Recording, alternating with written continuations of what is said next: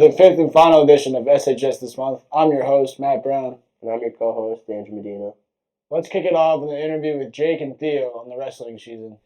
Hi, I'm Jake Curtis here with Stoughton High School athlete Gerard Theodore to ask a couple questions about the season.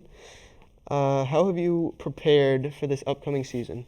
For this season, I've mostly been going to off-season practices at American Grit and Max's gym. What exercises are you doing? Some exercise, we wrestle off a lot. We go over like basics and like just wrestle. All right. How long have you been wrestling for? I've been wrestling ever since my freshman year of high school. Do you think you're going to continue after high school? It's most possibility. All right. What does the coaching staff look like this year for the wrestling team? For our coaching staff, we have head coach Mike Carroll. We have Frankie Girolamo, and we have Coach Pat. All right. With COVID guidelines, how will practices and meets look this year? To be honest, what I've been hearing is we're going to be practicing outside, and we're still going to need our mask. But All yeah. right. Outside, so will you bring the mats outside? Yeah, that's possible. Sounds good. All right, and who do you think is going to compete in states this year if we have them? That's a good question, Jake. For sure, me. And Andrew Medina, a couple of us seniors, Liam McGinley, and Davin Sojeski. Sounds good. Well, good luck, and thank you for your time. Thank you.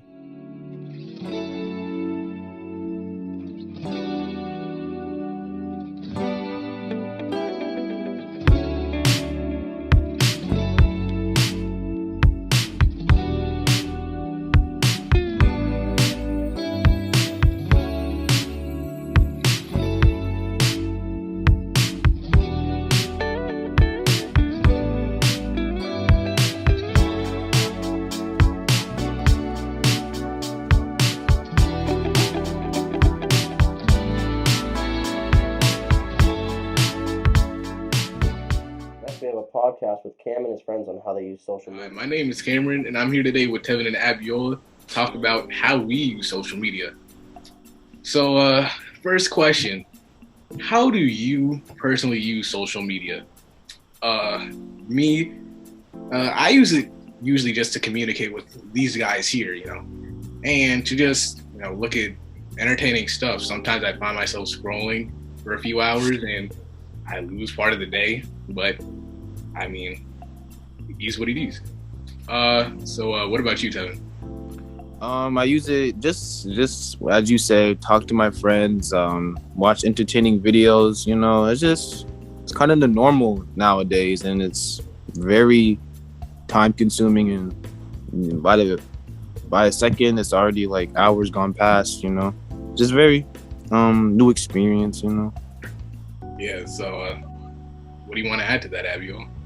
I just like using it to see like new things, because there's like an endless supply of new things you can learn a day. All right. So next question: how can social media benefit us? I'll start off by saying that it's great when it comes to bringing people together. Like, somebody can post something and then everybody will know their stance on it, and then they can agree with that and they can give feedback on that, and then we can grow together from just one person's simple post. What about you, Tevin? Yeah,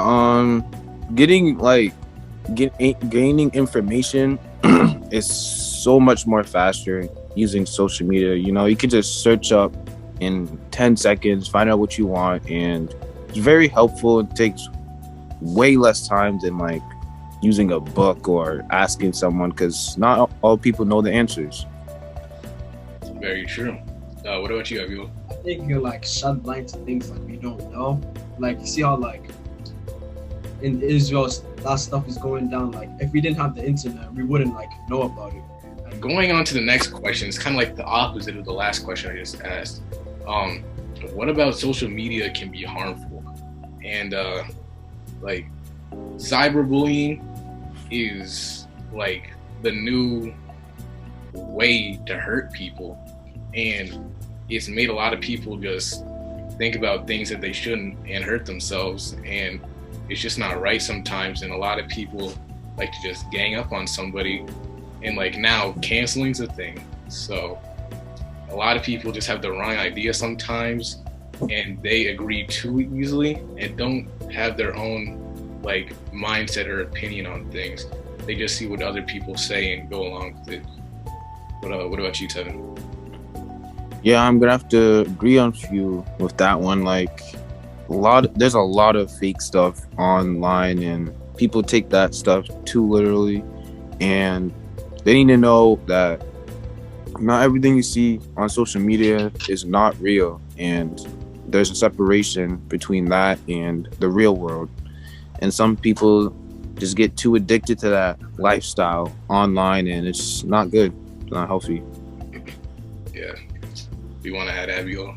I think like social media can be a good thing, but at the same time, I think it's like better at like dividing people than it is like bringing people together. Because people like go crazy. They see like one thing and they judge it for like a whole like base of that community or something. And it's just weird to me.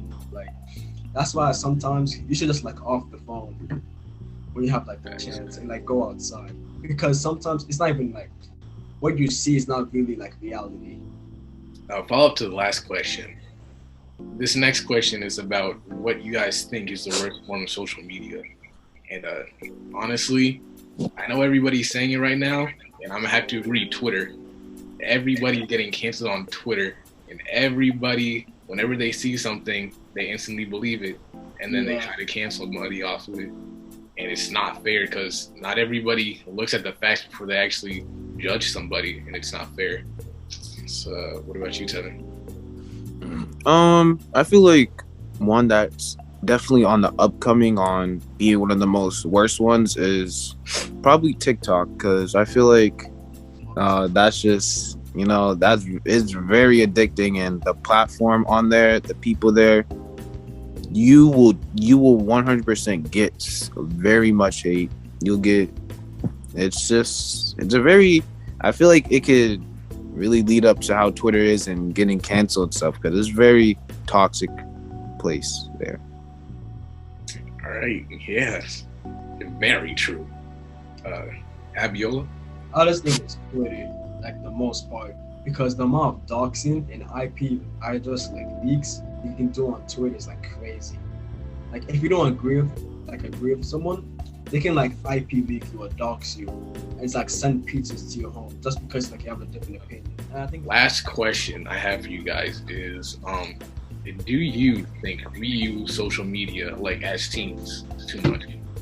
And honestly, I'm gonna have to say yeah, because compared to how it was even 10 years ago, like we used to go outside all the time.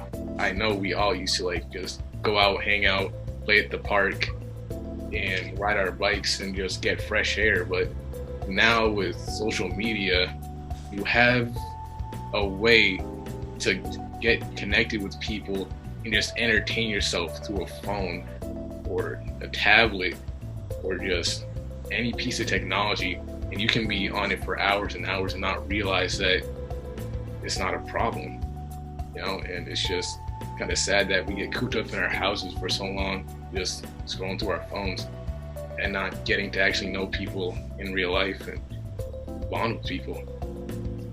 Kevin? Yeah, I 100% agree with you. I feel like we do use it very much, too much. I feel like it came a part of the normal now, and everybody at young age is getting it, and it's very much just an everyday lifestyle. Like some people care about this more than like the daily normal routines you should do, like take a shower, brush your teeth. All that is just the first thing they wake up is just on their phone, and it's a very bad habit, definitely. Abiola?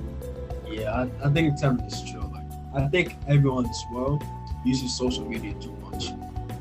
They should just go outside, because like what Tim said, people make like really bad habits and like really care about their own like identity in like Instagram and stuff like that. That really like messes up with their brain.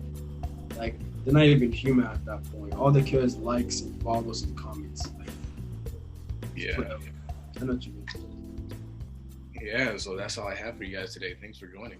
Now let's go to our interview with Gene and Navon on the track season. My name is Gene Chen, and I'm here with varsity track star Navon Dumoulin. Hello. All Hi, right, how you doing? How you doing? How you doing? so all right. Question number one: what have you been doing to prepare for this season? A lot of conditioning and lifting, and mostly been eating right, sleeping. Okay. Number two: what's your favorite part about competing? Competing, just looking over and just like seeing the opponent behind me and the competitiveness. Yeah. Yeah. Okay. Number three: what event do you do, and why did you choose it? I do the 110 hurdles and the 4x1, and I chose those two because those two are the most that I'm like they're the best. I'm best at those. Like I know I can beat somebody at those 9 times out of 10. Okay. Fourth question: do you plan on continuing track in college? Uh Maybe because it's not my main sport. Mm. Football is, so I'll probably do that with football, but maybe. Okay. Question number five: this is your last year of high school track. How does that make you feel? It's kind of sad, but I enjoyed it. I made a good memory out of every moment I had in track. So with friends, coaches, other people from other schools. Yeah, definitely. All right. Well, thank you, Navon, for coming here and answering my questions. I Next, we appreciate have it. a PSA with Michael on the benefits of working. The benefits of working. There's some benefits and some cons. And I'm going to give you the benefits of working. When you work, you're going to earn money at the end of the week, end of the month, etc., end of the week, whatever your paycheck is. And when you make that money by working and working very hard, you're going to realize that you worked hard for that money that you earned. And you're going to want to go buy something. When you buy it, you're going to feel accomplished that you worked hard for what you bought, obviously, or what you got, what you have earned, or etc. And you're going to have that feeling in your body where, like, wow, I'm really proud of myself. And not a lot of people know this, but as you're working hard at a younger age, you're going to realize in the long run, in the future, it's going to help for your body to get used to. And because obviously now we're not going to be in school like we are right now. Some of us will be in college, but after college, what are you going to do? You're going to want to work hard every single day to pay off your bills, etc. Now let's send it to Wild World of Sports with Matt and Brady. Welcome back to the 5th edition of Wild World of Sports. I'm your host, Matt Brown, here with my co-host, Brady Conlon. Also, we have a special guest today. Would you like to introduce yourself? Strack, what's going on? What are we doing? Thanks for having me. Strack's a friend of the No problem. friend of the show, long-time listener. First time guest. First-time guest, long-time listener. Thanks. Let's get right into it. All right, let's start off with the Red Sox. Hottest team in baseball this year. On fire. I mean, On started fire. off slow, 3 tough losses, and they just come back, win 9 in a row. Rip off 9 in a row like that. Core's 200th win last night. No, Yeah. 200 win. That's Oh, double header action. Coming into the season, everyone thought the Red Sox not going to be that good, not going to be a contender, but I now, believed. quote, they are, quote, the best team in baseball. Facts. Hottest team in baseball, too. Yeah. Strack, how do you think the team's looking this year? I hit the 99 tonight. Kids eat free. Kids Red eat Sox free. win, baby. Kids eat free. Kids eat free, baby. 9 in a row, baby. Been eating 9 nights in a row free. Can't go wrong. Couple of no-hitters in the league. 2 so far. 2. Yeah, Joe Musgrove for the Padres. San Diego's own Joe Musgrove. Had a good story. Been rough the past few years. Came back, no-hitter. And then I think the first no hitter in San Diego in yeah, a while. Yeah. first ever for the Padres. It was hometown kid, San Diego native. And then the second one was Chicago White Sox just last night. It was Carlos Rendon. Had a perfect game. 8 2/3. Perfect game. Lost it. Still got the Hate no-no, to see though. that, but no hitter's still got really the no-no. cool. Still got the no-hitter. Yeah. Tough to do. That is Well, tough. I'd say one of the tougher things in sports to do. Facts. Perfect hitter or no hitter?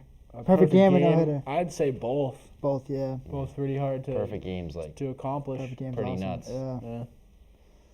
Big NHL trade deadline just wrapped up. I'd say it was a big and successful one for the Bruins. A plus. Oh, you could say that. You know, picked up some well-needed scoring with that Taylor Hall pickup. I mean, it was one of the bigger moves in the league. Picked up a nice right wing, second-line right wing, paired with Krejci, which was needed. Strack, how do we feel about the defenseman, Mike Riley? We're young. He's bring some experience to the table. Yeah, I mean, Definitely injuries are hurting us. and Tuukka's coming back, I heard, tonight. Yeah, finally. Big Tuukka's coming back. That's going to be big for the lineup. Also play the Sabres like 6 times, and that's 11 days. And then 5 times, and That's like big. 9 Get days. it, every point counts. Yeah. Get 5 in a row out of that. Get 5 wins out of that. Yeah. I think with this lineup they got from the trade deadline, key assets they picked up, I think with a healthy lineup, they're destined to win the cup. I mean, 2 years in a row, been come close and haven't got it. I don't know, hopefully this is the year. I know I sour taste in my mouth from the past couple of years. Yeah. A lot of new faces on the team compared to the last 2 years, but a lot of the same old ones. And see if they can get it done. Berge and Marchand aren't getting any younger, neither is Pasta. Yeah. Toot's a free agent. Don't know what's going to go on there. That is true. Big what ifs after this season. So I think the time is now. And then Sweeney knew he was on the. Sweeney knew he was on the hot seat and made some moves and needed it done. I mean, you lose 8-1, and that's when you know you get Taylor Hall and a couple other guys. You need that. You need some scoring. Needed it. 8-1 in the Caps, though. Chara, missed that dude. That was a tough one. That was a tough one on home ice. We got some big UFC fights coming up. Usman versus Masvidal 2 coming up very soon. Then we got Poirier versus McGregor 3 coming up very soon. What do we think about this Usman-Masvidal fight? Yeah, it's going to be a crazy fight. A lot of energy from those two. All right, we got a new special guest, Josh Dusasi. Welcome to the show. Sure. Thank Welcome you. to the show. Big Front of the show. Big upgrade. Big upgrade. You know, Strack had a lunch, I think, scheduled. Middle of the show. A little hungry. Just crush him. So you think Masvidal is going to... It's done within 2. Josh, what are we thinking? I'm gonna be completely honest. I just think the Nigerian guy is just very intimidating. I don't think that the other guy has any chance. Dude's just complete tank, huge, powerful. It's true. All valid statements. Valid. I mean, yeah. I think it's going to be a good fight. It will be. Going to be worth the pay-per-view. I mean, who knows? I don't want to say anything. I mean, I honestly don't know. Could be a new champ. Yeah. Yeah. This McGregor-Poirier fight, I think McGregor's going to come out hard. Has to. I don't know, man. McGregor's been slacking. Facts. He hasn't been. He's lost. He hasn't been the same him. He's had 1 win like the past 3 years, 2 years. That is true, but We need Mystic Mac back. we need him back. I don't know. I feel like if he don't win this fight, I lose hope for McGregor. I think he's done. If he loses this, I think he retires. I hope he retires. I hope he doesn't. Couple of big retirements. I mean, it's a sad one. Yeah. Julian Edelman. I mean, lots of words. Yeah. He was a great. Grew up with Jules. One of the greater Patriots Ever. I mean, I've seen watched in One my of the most lifetime. underrated. Underrated, yeah. Always showed up in the big game. Yep, very tough. Yeah. Tough, A lot of heart. Battled Tough as through nails. injuries. I mean, the reports coming out. I mean, they're saying he retired over injuries. Sad. Bad knee injury. They're saying he played with it over 2 years. I mean, that just shows you the guts this guy had. That means he was Super Bowl MVP with a bad knee. Put it all on the line. That's insane. Just gonna miss that guy, you know. Yeah. Big It's Patriot. gonna be a different team without him. It's gonna be bad. Definitely. It's a big loss for the Pats, man.